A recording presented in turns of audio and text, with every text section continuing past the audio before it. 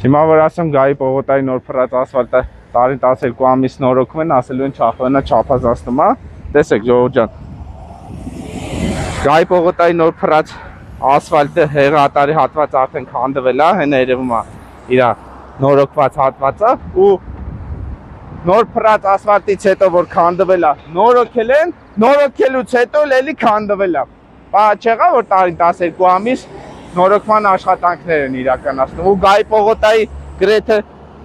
կեսից շատի դիտավորներ ու հեղատարները ցած քանդվում են։ Այսինքն ուղղակի գայի պողոտան եկել են ձևի համար սևացրել են, անունը դրել են որ ասֆալտ են արել ու գնացել են։ Ու հետո տեսնում ենք այն ինչ կա։ Այսա մասին եմ խոսում, որ գայի պողոտայի նոր փռած ասֆալտը տարին 12 ամիս նորոգում են։ Սա խոսում է անվորա կատարված աշխատանքների մասին, հակառակ դեպքում, եթե նորմալ որակով գործ անեն, մի հատվածում նույն աշխատանքը մի քանի անգամ չէին իրականացնի։ Ու ամբողջ Երևանով